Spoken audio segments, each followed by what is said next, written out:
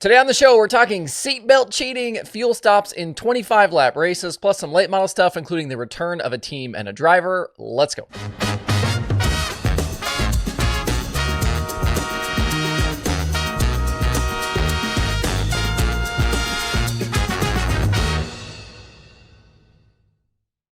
It's Monday, March 3rd. I'm Justin Fiedler. This is DIRTRACKR Daily presented by Kubota Genuine Parts.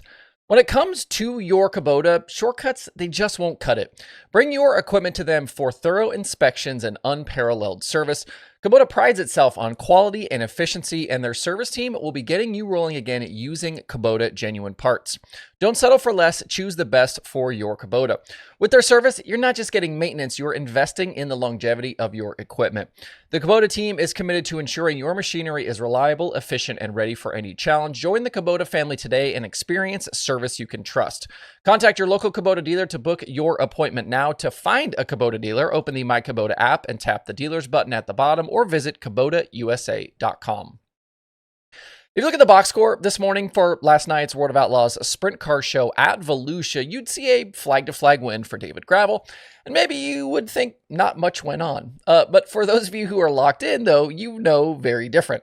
Behind Gravel's convincing win, his first of 2025, we had a seatbelt controversy, a fuel controversy, and I've just seen discussions again about completely eliminating the work area.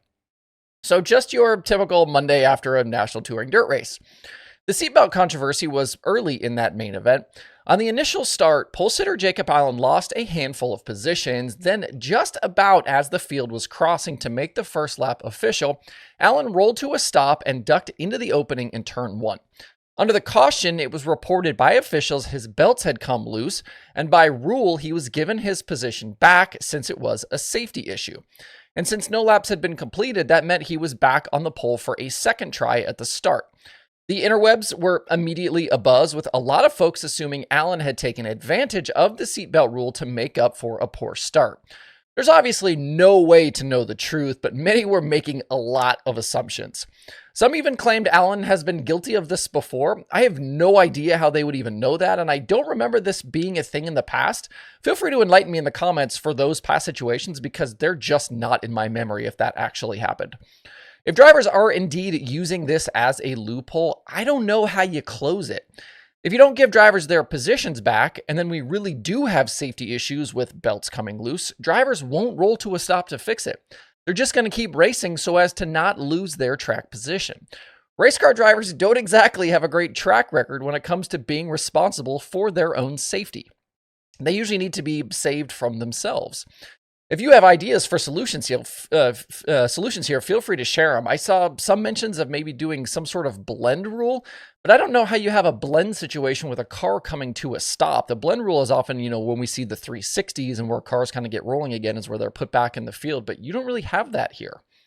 As for the fuel issue, it was a typical Volusia night early in the year where cars were really fast and engines were chugging a lot of fuel.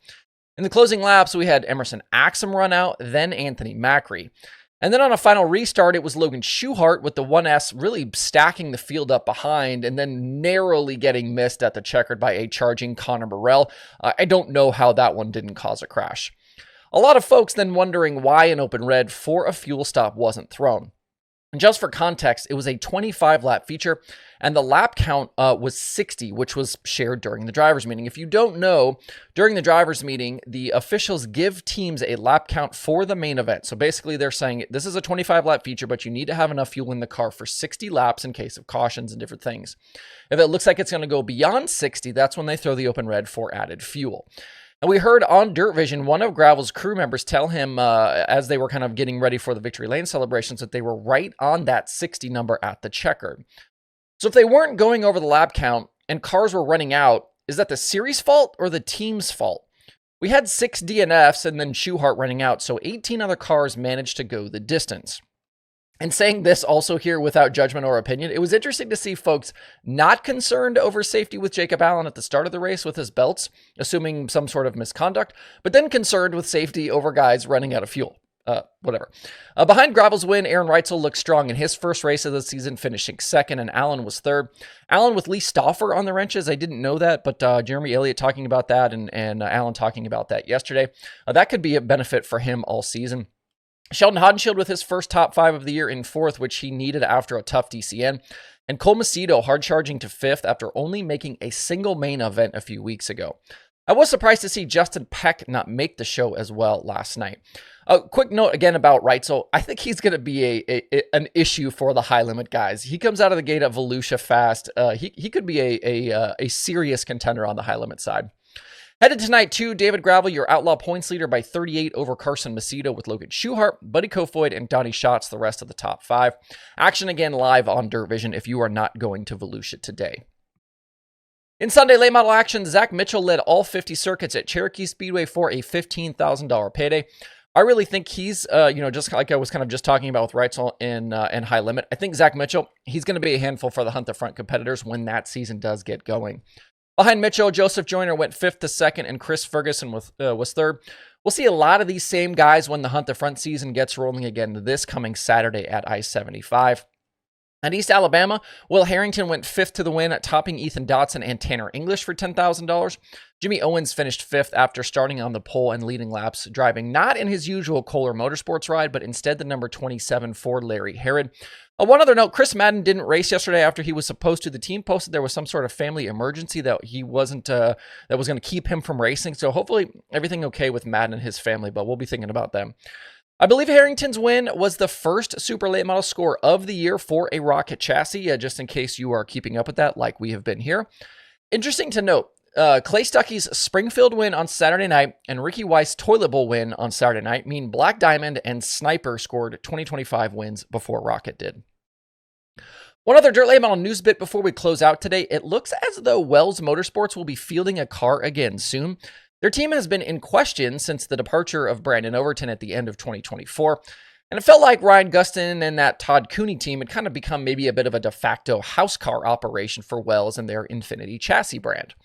Last night, though, Wells posted photos of a stickered up 18 car with Wells Motorsports on the rear quarters and Infinity chassis stickers on the doors and spoiler. In the Facebook post, they asked for guesses on who the driver could be, and the comment section seems to think Eric Wells will be back in the seat. 18, obviously the number that Wells campaigned previously, but we haven't seen him race at all in, 5 or 6 years? It seems as though Eric's wife may have let the cat out of the bag a few days ago on a different Wells Motorsports post, though. Someone had asked about the 18 in that photo being for Eric.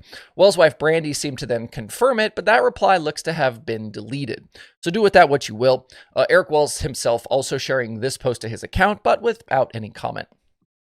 All right, that's the Daily Show for today. Thank you, by the way, for 41,000 YouTube subscribers and 30,000 followers on Facebook. The support, very much appreciated.